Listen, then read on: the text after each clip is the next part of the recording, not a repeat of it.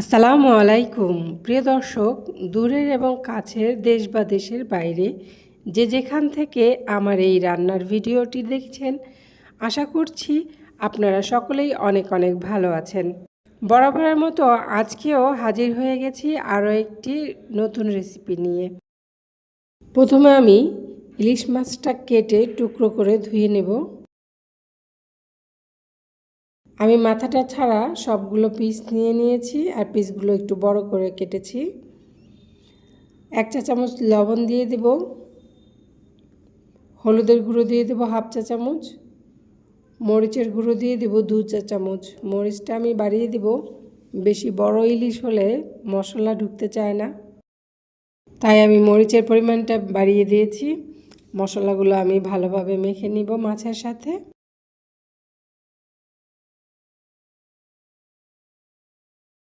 মশলা মাখানো হয়ে গেছে, এখন আমি 20 মিনিটের জন্য রেস্টে রেখে দেব। ইন্ডাকশনে একটি ফ্রাই প্যান বসিয়ে দিয়েছি, তাতে সরিষার তেল দিয়ে দিলাম। এবার ইলিশ মাছের টুকরোগুলো এক এক করে দিয়ে দিব।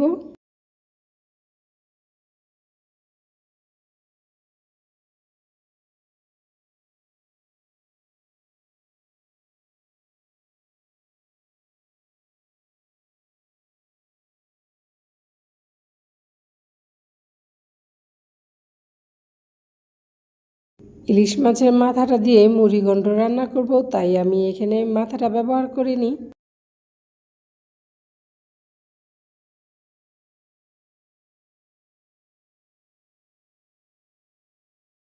আমার মাছ এক পিঠ হয়ে গেছে, তাই আমি মাছগুলো উল্টে নিচ্ছি।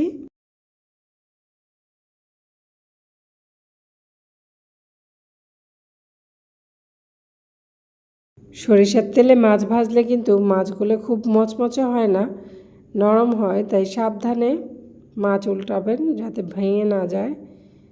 মাছগুলো ভাজা হয়ে গেছে, এখন আমি তুলে নিব।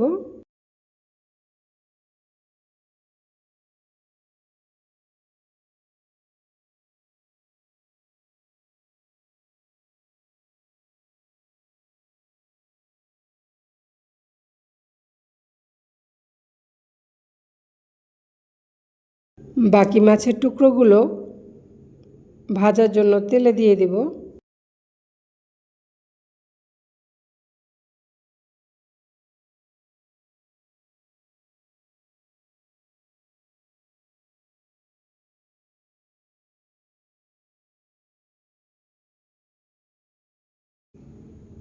মাছগুলো এক পিঠ হয়ে গেছে, আমি এগুলো আলতো করে মাছগুলো উল্টে নিব।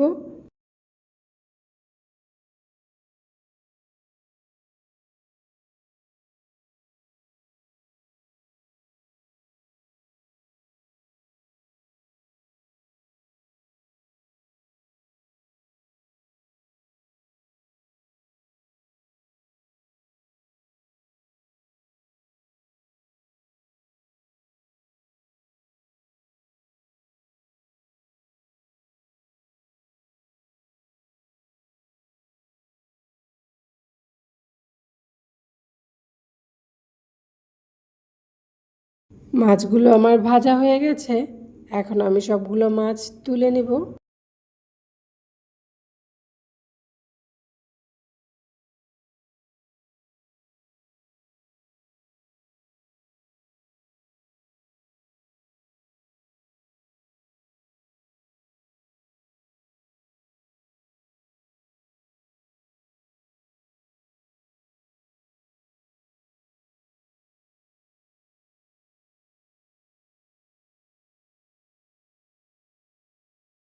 এই তেলের মধ্যেই আমি রান্নাটি করে নিব, তাই এখানে 1.5 কাপ পেঁয়াজ কুচি দিয়ে দিলাম।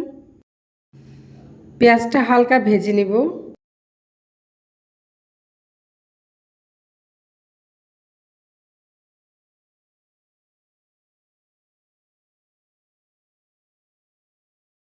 এখন এতে দিয়ে দিব 1/2 কাপ পেঁয়াজ বাটা,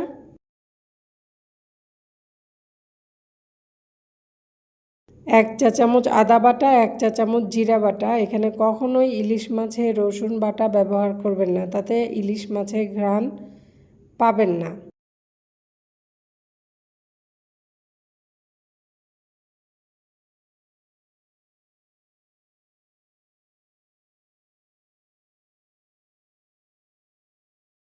মশলাটা আমি ভালো করে ভেজে নিয়েছি। এখন তাতে দিয়ে দিব হলুদ গুঁড়ো হাফ চা চামচ, মরিচ গুঁড়ো দিয়ে দিব 2 টেবিল চামচ। আমি ঝালটা বাড়িয়ে দিব, যেহেতু বড় মাছ, ভিতরে কিন্তু বড় মাছ রান্না করলে ভিতরে মশলা ঢোকে না এবং খেতে সোবা সোবা লাগে। মরিচটা বাড়িয়ে দিলে বড় মাছের ভিতরেও খুব সুন্দরভাবে সব মশলাগুলো ঢুকে যায়। আমি সামান্য পানি দিয়ে কষিয়ে নিব এবার।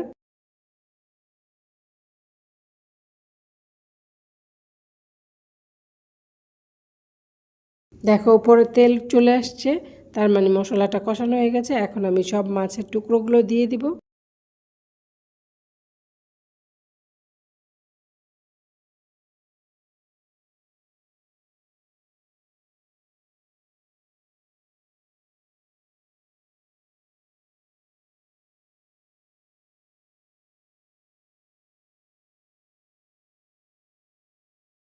পেঁয়াজের সাথে ইলিশ মাছের টুকরোগুলো ভালোভাবে উল্টে পাল্টে আমি কষিয়ে নিব।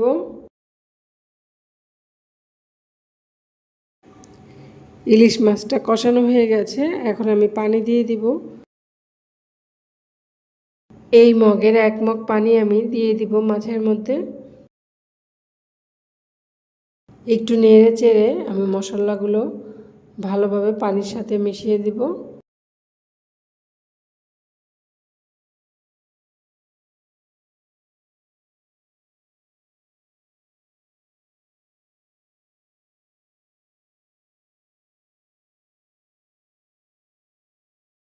এবার 4টি কাঁচামরিচ আস্ত ধুয়ে বোটা ছাড়িয়ে দিয়ে দিব।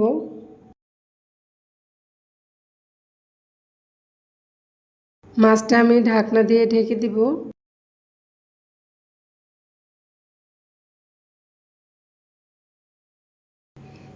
মাছ রান্না করতে আমি যতখানি মরিচ ব্যবহার করেছি, তোমরা ভাবতে পারো মরিচটা বুঝি বেশি হয়ে যাবে, মোটেও হবে না।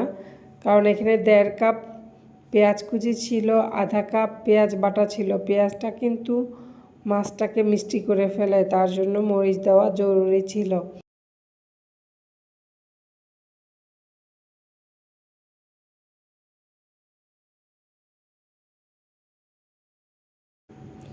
ঢাকনাটা উঠিয়ে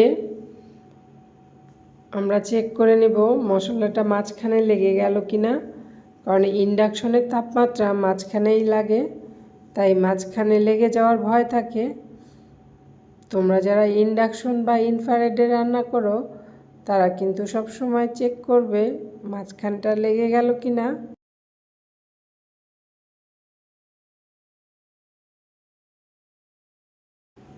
মাছটা নেড়ে চেড়ে ঝোলটা শুকিয়ে নেব, যতক্ষণ না মাছের উপরে তেল ভেসে উঠতেছে।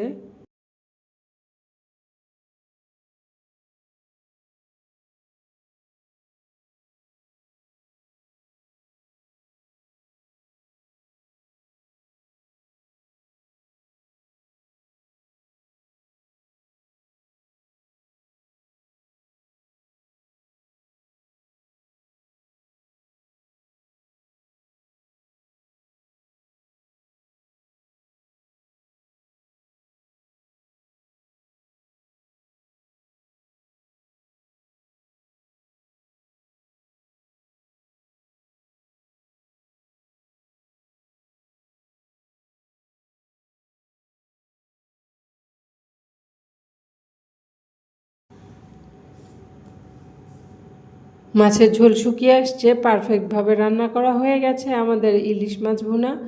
এখন একটি সার্ভিং বাটিতে আমি বেড়ে নিব। সার্ভিং বাটিতে বেড়ে নিয়েছি ইলিশ মাছ ভুনা রেসিপিটি। আমার রেসিপিটি যদি তোমাদের ভালো লেগে থাকে তাহলে অবশ্যই একটি লাইক দিবে এবং কমেন্টে জানাবে। তোমাদের কোনো প্রশ্ন থাকলে বন্ধুদের মাঝে বেশি বেশি শেয়ার করে দিবে ভিডিওটি, যাতে করে বেশি মানুষের কাছে ভিডিওটি পৌঁছে যায়। আর অবশ্যই সাবস্ক্রাইব করতে ভুলবে না। সবাই ভালো থাকবে, সুস্থ থাকবে। আল্লাহ হাফেজ।